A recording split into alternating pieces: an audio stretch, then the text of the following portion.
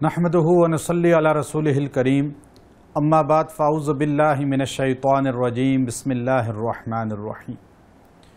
بہت سے لوگوں کو گردوں کا مسئلہ ہوتا ہے، گردے فیل ہو جاتے ہیں، گردے ویک ہو جاتے ہیں، یا گردوں میں پتھری پیدا ہو جاتی ہے، یا پیشاب کی قلت ہو جاتی ہے، پیشاب بند ہو جاتا ہے، یا پیشاب بہت زیادہ جاری ہو جاتا ہے۔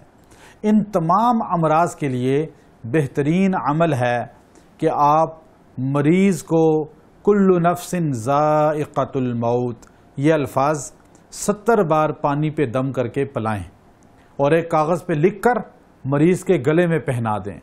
انشاءاللہ اس سے مریض کا اگر گردوں میں پتھری ہے، اگر گردوں میں درد ہے یا گردے فیل ہو چکے ہیں، اللہ افاقہ کر دے گا، بند پیشاب اللہ جاری کر دے گا۔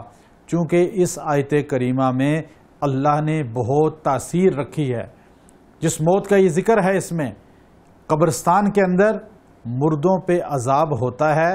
اللہ کے رسول صلی اللہ علیہ وسلم نے فرمایا، اگر مجھے یہ خوف نہ ہوتا کہ تم اپنے مردوں کو دفن کرنا چھوڑ دو گے تو میں اللہ سے دعا کرتا کہ تمہیں عذاب قبر منکشف ہو جائے، تمہیں عذاب قبر پتہ چل جائے، لیکن مجھے خوف ہے کہ تم مردوں کو تدفین کرنا چھوڑ دو گے۔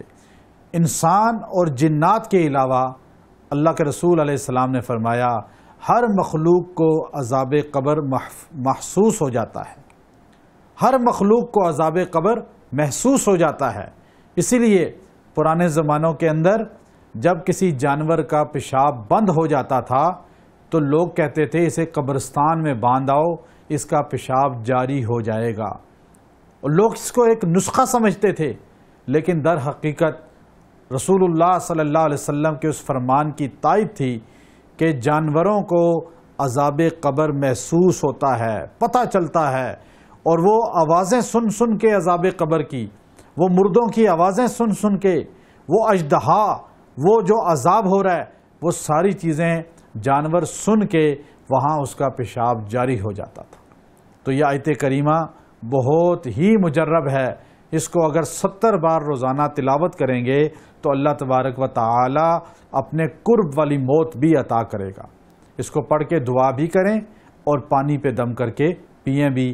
وآخر دعوانا ان الحمدللہ رب العالمین۔ ویڈیو کے نیچے سبسکرائب کے بٹن پہ کلک کریں، بیل کے آئیکن پہ کلک کیجئے تاکہ ہر نئی ویڈیو کی نوٹیفیکیشن آپ کو مل جائے۔